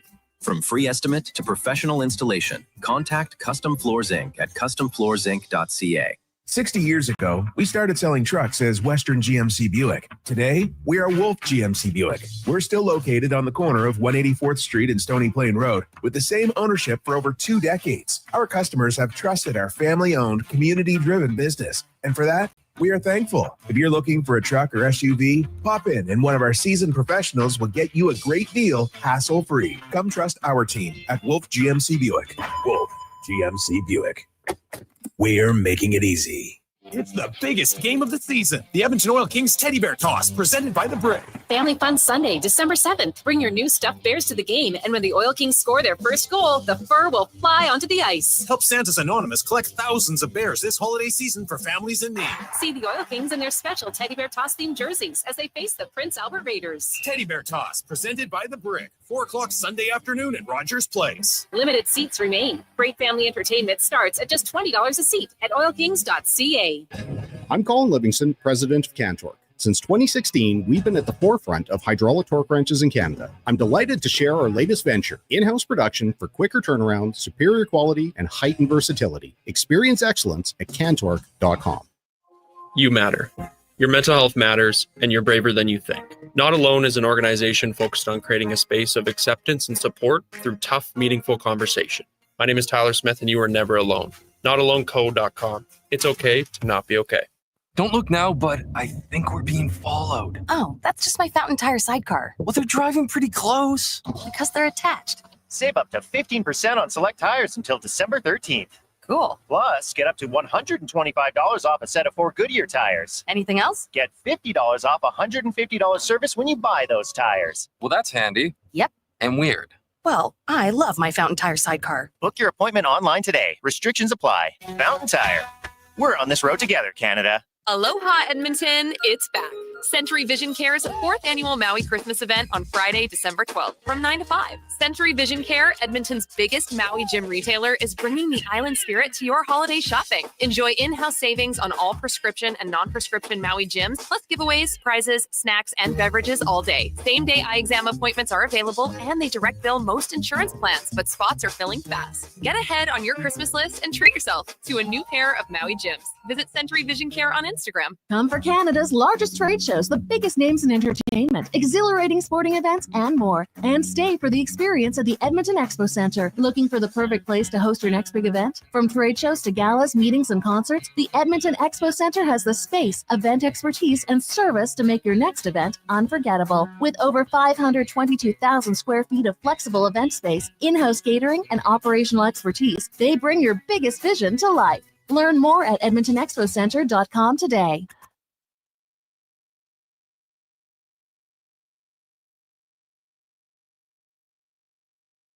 The Lowdown with Lowetide on Sports 1440. Author, musical connoisseur, sports know-it-all. Yes, a man for all seasons. Presented by Wolf GMC Buick. We're making it easy. WolfGMCBuick.com.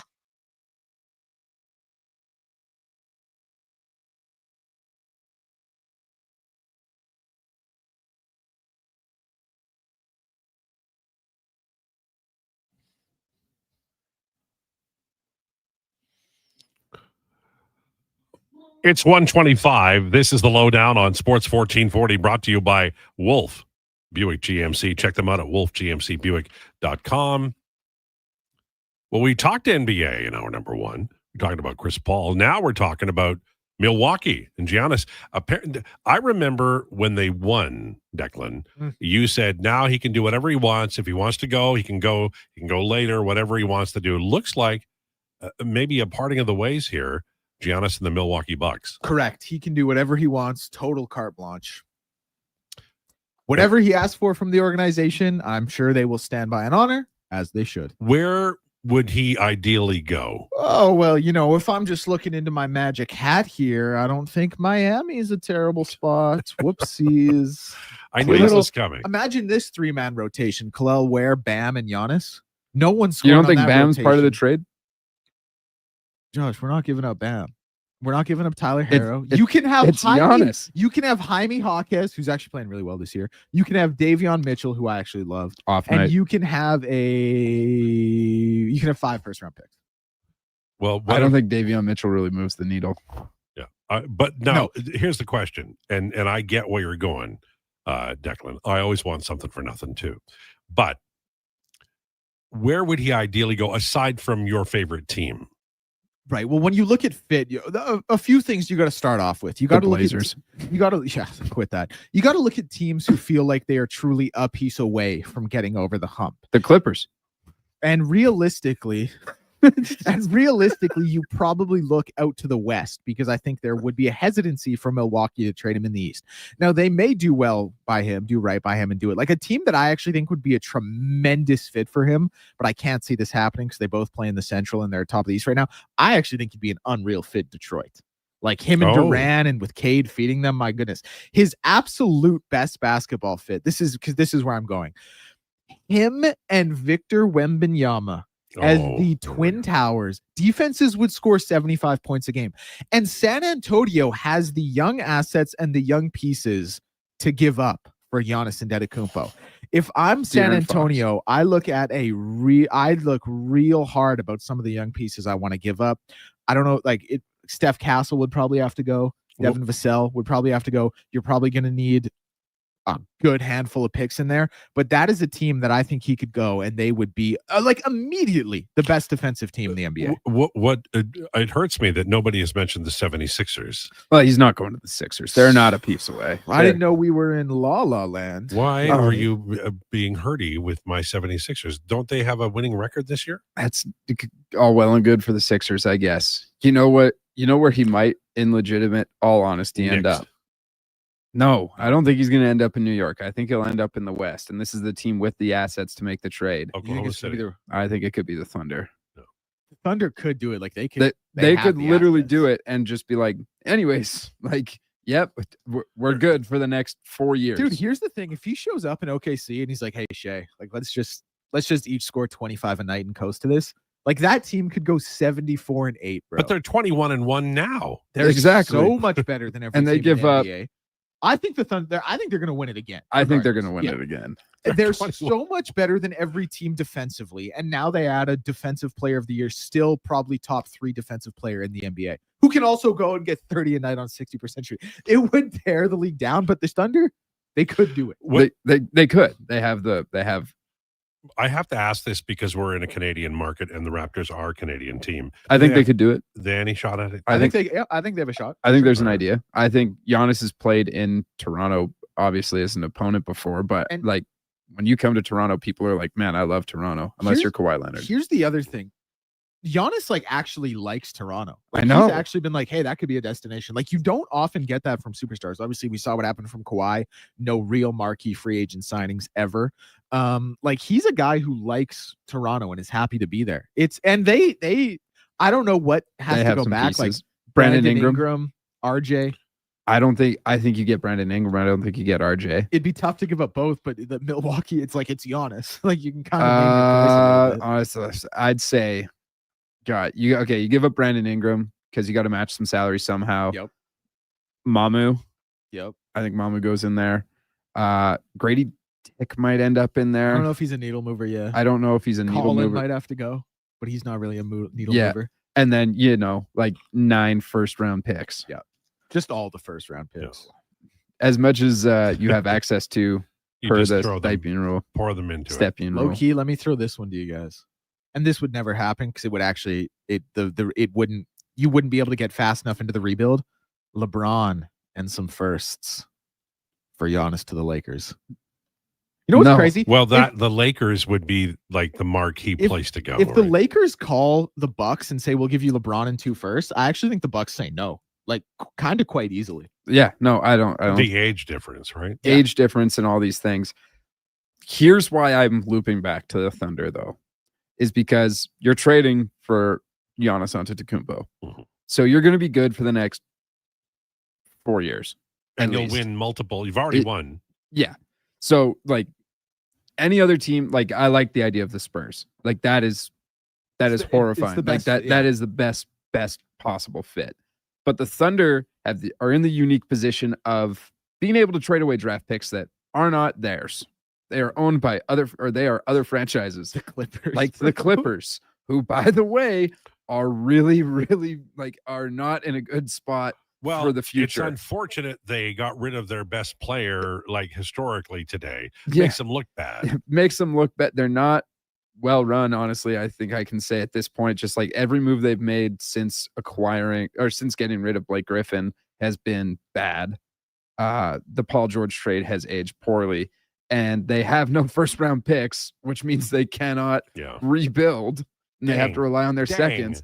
And so OKC could go to them with their, I think, 4 more remaining Clippers picks and be like, hey, we have these. We'll give you Adonai Mitchell, who's really good. They have too many Jalen, the other Jalen Williams, not J-Dub, the Jalen with a Y. J-Y-L-I-N, yeah. That Jalen Williams. Bad, but yeah. And I don't know, hey, I don't think they give up Hartenstein, but they give up one more piece and they go, and you give us Giannis, and the Bucks go, yes, absolutely, yes. And then the Thunder still have 13 first-round picks. And this is the other thing. To bring it back to the Bucks, I do feel bad because they tried to make it work around him by bringing in Dame, and then they waived him. But wait, let me just like insert myself into this conversation a little bit. They won with him, right? They did. Wasn't that the they goal? did. Like, I mean, Milwaukee is not a big market team. Nope. And He had they got 50 a points in game 6. great It was player. Great player. Sick game. So, and he didn't bolt when he could. He didn't. So I think everybody was pretty honorable here. Everyone's been honorable. I think he's put up with it for 2 more seasons than he should have. Yep.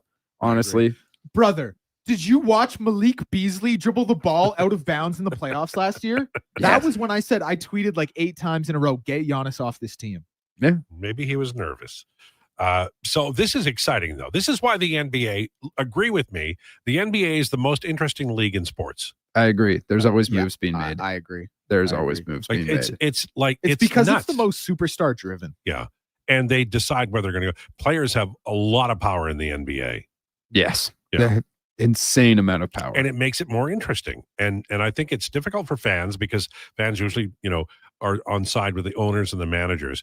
But it's more interesting as a league because some of these guys are like, they can change on a dime and they're emotional and not, we're not talking about the players that are emotional today, but sometimes that can cause it's happened. Remember Harden in Philly? Like it can happen, just turn around in a heartbeat and you had a player and now you don't have a player. Yeah, Harden in Philly, Harden in OKC, Harden in Houston, Harden in Brooklyn. Yeah. Harden in Brooklyn. That was unfortunate. Brooklyn has a weird timeline. Brooklyn has a really tough history of just like superstars. Their all-time franchise leading scorer is Brook Lopez. Brook Lopez developed a 3-point shot to stay. What in a the league dog! Like 7 because years that longer than he 11,000 points that he put up on the Nets was a lot of post moves, and then he got Splash Mountain, sick nickname. We should That talk is a great hockey for the next like 5 minutes. No, I think so because it says here that we got Duncan with Declan. I don't coming care. back. This is the story. What are we? We're a sports station. We go with what the news is. We talked about the Oilers the first segment. This is a big story. It broke when we did the right thing. We went to Kevin McCurdy. We had a very good conversation about the Edmonton Oilers. This is the best story we could be talking about. It's like, you know what? I used to work Top 40 radio, and my boss would always come in and say, is there a reason we're not playing Madonna or Prince or Michael Jackson? And this is the Madonna, Prince, Michael Jackson of sports radio today. If you're not talking about the Milwaukee Bucks, why? Am I wrong? No, listen, I'm right. happy to do it. You're right. By my account. Hey, I'd do this for 2 hours if we could, but I do it for 2 You think hours. Gregor's not going to mention this? Oh, he absolutely should. If Connor's not out there right now trying to book a Milwaukee guest, I'd be shocked. You're right. Yeah, and that's the way I'll should do work. it in a fake voice. We are the great thing about radio, about this medium, is you can change on a dime, and we did. The bad thing is you can change on a dime, and I've gone through going on vacations while I'm working for a top 40 station and coming back to a polka station because they flipped format. That's the negative. This is the positive. Absolutely. I like this. They're saying so we have inside the, or not inside the NBA, whatever, the NBA Today. There we go. That's the show. And they're saying the Knicks have emerged as the only, what's the word? Reasonable bet? No, not the only reasonable bet. The only team that showed desire, but I was That's trying a lie. I was trying to find the fancy word. Yeah, there should be 29 teams on the phone right now with Milwaukee being like, "Hey, what's going on?" If I'm the Washington Wizards, I'm getting on the phone. They got being Chris like, Middleton. being like, what do we got to do to make it But happen? the Pelicans can't call. They got to go to a payphone. No, could you imagine? That's the funniest timeline, is if the Pelicans end up with Giannis. That's the funniest timeline. All right. I don't even Declinations think it next. Lowdown with Lowetide on Sports 1440 and YouTube. Across the province, Albertans are taking their go with shot NBA. on Play Alberta. With casino winners every hour, jackpots worth millions, and revenue that stays in the province, there's never been a better time to sign up. Right now, our listeners can score a $50 free bet when they make a minimum $50 deposit with code Gregor50. That's code Gregor50 for a $50 free bet. Start playing with your game sense today to find out if you're Alberta's next winner. It's the biggest game of the season. The Edmonton Oil Kings Teddy Bear Toss, presented by The Brick. Family Fun Sunday, December 7th. Bring your new stuffed bears to the game, and when the Oil Kings score their first goal, the fur will fly onto the ice. Help Santa's Anonymous collect thousands of bears this holiday season for families in need. See the Oil Kings in their special teddy bear toss-themed jerseys as they face the Prince Albert Raiders. Teddy Bear Toss, presented by The Brick. 4 o'clock Sunday afternoon at Rogers Place. Limited seats remain. Great family entertainment starts at just $20 a seat at oilkings.ca. 60 years ago, we started selling trucks as Western GMC Buick. Today, we are Wolf GMC Buick. We're still located on the corner of 184th Street and Stony Plain Road with the same ownership for over 2 decades. Our customers have trusted our family-owned, community-driven business. And for that, we are thankful. If you're looking for a truck or SUV, pop in and one of our seasoned professionals will get you a great deal, hassle-free. Come trust our team at Wolf GMC Buick. Wolf GMC Buick. We're making it easy. Do you listen to sports radio at work? Like right now? Well, do you? Who, me? No way. I swear. Okay, friend, we won't tell. Tens of thousands of sports fans listen to Sports 1440 each and every day. On the radio, on the listening apps, on YouTube, and on social media. If you listen to Sports 1440 at work, well, maybe it's time to advertise on Sports 1440 at work. Grow your business. Get your name out there. Shoot our ad team an email. Gregor@sports1440.ca. Let's get to work for you. More Edmonton families than ever are struggling as food prices skyrocket. The Holiday Hamper Foundation provides festive meals for 2,000 homes in need. Your donation ensures a turkey is on the table for every family. Donate today at holidayhamper.ca. Hey everybody, it's Chief Principe and Jason Stradler. Join us on a 7-night cruise through the Mexican Riviera, leaving from Los Angeles and including Cabo, Mazatlan, Puerto Vallarta, and more. While we relax and cruise the tropical waters and have some drinks with umbrellas in them, you could attend an intimate meet and greet with legends like Bill Ranford, Jason Strudwick, Kelly Buchberger, Ron Lowe, Jack Michaels, Louis DeBrusque, and more. Don't miss out on every hockey fan's dream cruise, the Edmonton Hockey Legends Cruise. It's going to be one hell of a trip. Price start at just $23.99. Part of the proceeds support the Ben Stelter Foundation and Kids with Cancer. The Edmonton Hockey Legends Cruise, July 2026. Visit cast.tours/Edmonton or call 1-833-347-7678. Book now and save $500 per cabin when you mention promo code Stingray Radio. That's cast.tours/Edmonton.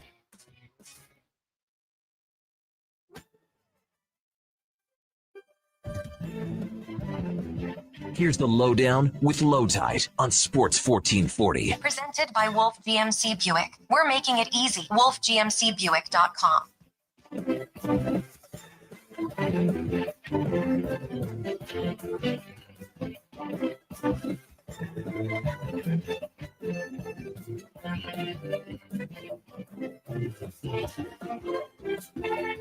The Lowdown on Sports 1440.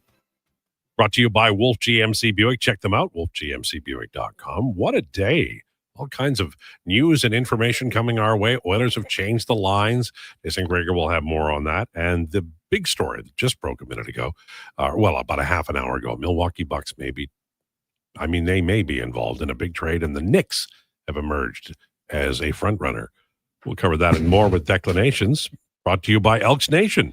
Check out the new website, elksnation.ca, article, podcast, and more, breaking down the green and gold, the most in-depth E football coverage online, elksnation.ca.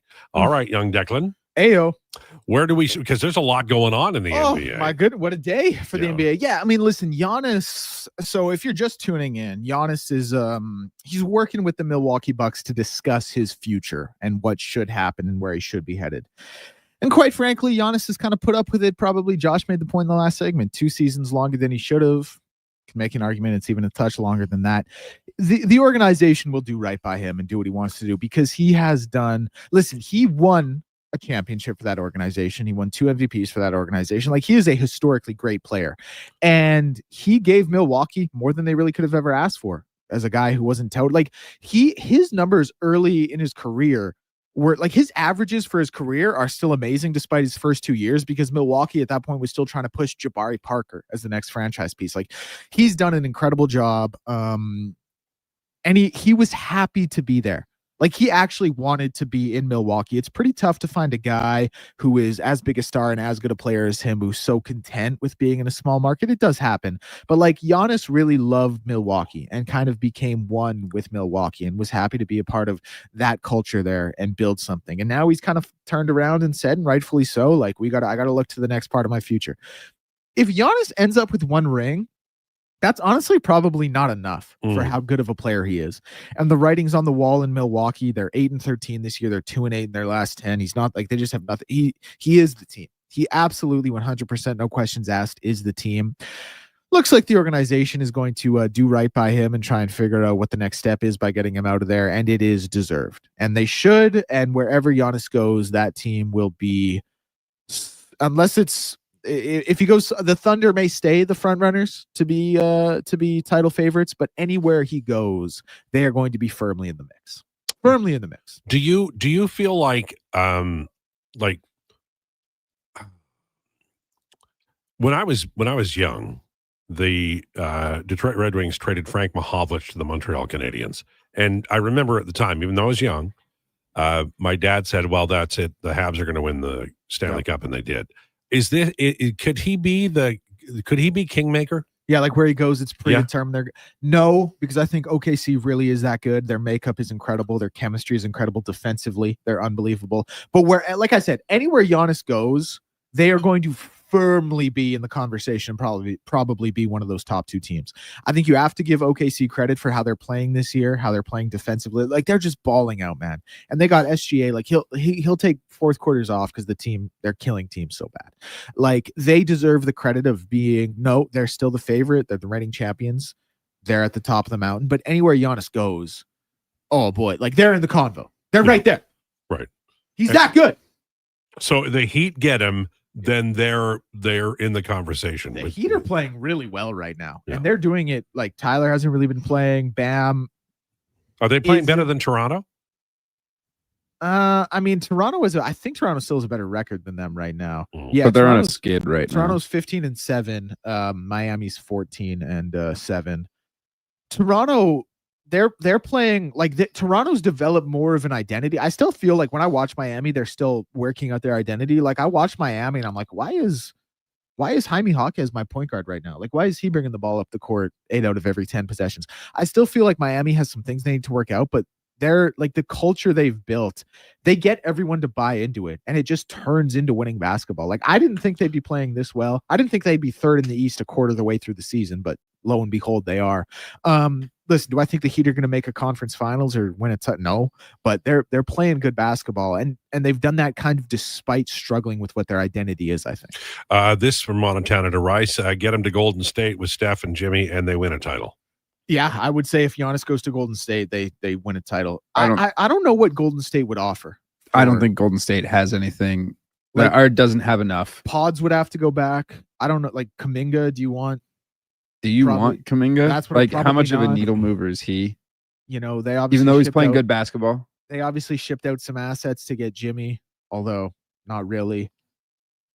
I think he's an unbelievable fit in Golden State. Like, him and Draymond, like that would quote unquote be a small ball lineup, but like him, Draymond, Jimmy, that's an incredible defensive lineup. Steph would be shielded and could obviously carry the burden offensively. Giannis, again, it's similar to Shea. Like, they could kind of go to each other and say, hey man, let's each put up 25 a night and just kind of coast. It'd be a great fit. I just don't know if they could make it happen. Because let's be honest here. The person that would have yielded the highest return in NBA history on a trade was Luka Doncic. And yet, well, it didn't happen. Wemby. It did. Well, yeah, if he were to get traded, but he's too young at this point to be like, I want to trade out of here and honestly yield that return. We're talking about a guy who has been top 5 in MVP voting since 2018. 7 years of just like, man, like, this guy rules. He deserves to have like 3 players traded for him and 5 or 6 picks. Because Rudy Gobert went for 5 picks and some players, and Donovan Mitchell went for this. Those guys are on a way different class, or Giannis is in a way different tier of basketball player than those guys. And what should be given up to get them? There's only a couple teams that have it, which is why I sort of stick with OKC, because they have everything that anyone would ever want. Yeah, and I mean, like, they're in a tough cap situation. going forward, but like, oh well, you'll find a way to shed that salary. But you do anything you can, right? Like you do anything because this is a big enough name. You take off the fenders because you know you can win. That I wouldn't be surprised if we see some teams make trades for pieces to garner a package to be like, here, we made this to get Giannis, please. So I'm looking at, because there's the stipend that you can't trade your you can't trade first round picks in consecutive years. So I'm looking at the Warriors. So they could conceivably do 26 first, 28 first, 2031 first, because they don't have a 2030 first. And then like a 2032 second. That with Pods and Kuminga, I don't think that gets it done for Giannis. I don't think that moves the needle. Especially when you look at what that draft position is likely going to be. I love the fit for him in Golden State. I think that team could absolutely win a title and would be a front runner with OKC because they could match them defensively or at least compete defensively. But it's just tough sledding. Yeah, like if he goes to the right team, which the outside of the Thunder, let's take the Thunder out of this for who he could make contenders. I like the Spurs. If he ends up there, automatically just like on another tier of basketball than everyone else, contending with the Thunder. In the East, they're saying the Knicks. I don't get the fit with the Knicks. I really don't. Biggest market. So I know it's the biggest market, so it has to be brought up. Yeah, you're right. Like it's like Toronto in hockey, you know. But what about Denver? I was thinking about Denver and Minnesota. I like the idea of Minnesota. I like Minnesota as well, right? I don't know what Denver has I don't know to what give they up. give. Exactly what I was going to say. I don't know what Denver has to offer. Well, and the things that they wouldn't want to offer would be the things that the Bucks want. Christian Brown, Cam Johnson. Yep, I like Cam Johnson's game a lot. Both of and he fits well with Jokic, which is why they got him in the offseason for Michael Porter Jr. Way to shed that salary, by the way. But the players that they would want to keep them where they are in an area where it is spaced out are the exact pieces the Bucks would want back, even though they're not trying to build a contender. Yes, at this point. But I really like I sound like a homer saying this, but I really like the idea of the Raptors. Yeah, I don't. This is another thing I want to say about Giannis quickly is that Giannis has become ball dominant with Milwaukee's roster makeup, but he does not have to be ball dominant at all. Really in doesn't. fact, quite the opposite. And that is such a luxury to have when you're a team acquiring a superstar, someone who's not a ball dominant player. Absolutely. That's why like Luka, as good as he is and as much as he could command on the open market, like he's a ball dominant player. Giannis isn't, and that's huge for so many of these teams. Oh, absolutely. What about Houston? Oh, you give up. Yeah, I know you just got Durant. I know you just gave up a fair little bit for Durant, But I think he's able to be traded now, 45 days into the season, right? But yeah, Milwaukee wouldn't want Durant. No. But you give up Durant. You can't give up Amen Thompson. What does Milwaukee want? Absolutely, you can't give up Jabari Smith. What did Milwaukee? I think you could give up Jabari Smith. I like Jabari Smith a lot. But what would Milwaukee want? Milwaukee would want a young piece. Milwaukee, back. yeah. Like honestly, Milwaukee. It sounds so lame, but they just want like draft picks and like a young player. They want a like, young piece and draft picks back. back. So they know they can't get a young franchise player because the team trading for him wants that franchise player for their team. Because Giannis is at a certain point in his career where he does move the needle for, I would say, the next 3 years ish. I'd say 5 years, 4 to 5. He's just had a lot of injuries recently, which is why I sort of moved that down. But so then when the Giannis time ends, they sort of want to be able to say, well, this guy played under Giannis, so he gets it. Not to say that they wouldn't be able to draft somebody or pick someone up or anything like that, make a trade for someone that they believe in and maybe isn't a piece of another franchise doesn't believe in. But you need to be a team with enough young assets that you're like, yes, I'm willing to part with that person. This comes in from Rusiter. I love my 1440 Sports Radio. I wish you guys would spend even half the time on CFL and junior hockey as you do on basketball, NFL, and college football. This is Edmonton. Well, I'm just going to tell you, the CFL is like really dormant. I know I've followed it for many years. I wish there were, big contract signings and things to talk about. And they do have, contracts signed. They're in a drawer. They'll bring them out when they need a little pub. But right now it's dormant. It's in winter, and they do have free agency, and there is the draft. And I love covering all that. And as far as junior hockey is concerned, I love it too. But when we talk about junior hockey, we don't get the pushback of more and more and more. In fact, it's the other way. I love the Oil Kings. I talk about the draft all the time. I love prospects, but you respond to NFL football, well, Edmonton Oilers, NFL football, and increasingly the NBA. That's why we talk about it. And we'll talk on Friday. We're going to talk about the World Cup draw. We're going to talk about that, right? Oh, Sure. absolutely. And again, not to, because I totally respect what Brewster's saying, totally resonate with what he's saying, totally agree with where he's coming from.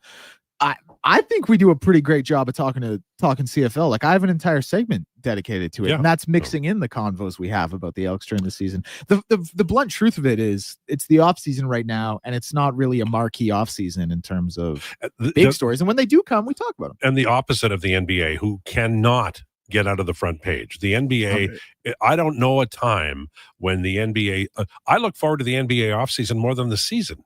Yeah, you have said that. Just an extra thing. Connor just told me on the Krueger show today at 5:20, there will be a CFL player or head coach yet to be determined. He didn't tell me the specifics, but they will be on with Jason Krueger today at 5:20. There you go. There you go, Brewster. And we do cover it because it is a great league and we love it. My favorite, made me fall in love with sports. Yeah, but you can't talk about anything because the Rough Riders won this year. I know. I'm in such a good spot, man. Jimmy next. Hey, my Eagles won the Super Bowl. How's your teams doing, Josh? They're doing fine. All right. Jason Krueger on the way. Thanks for tuning into the Lowdown. Please enjoy your day.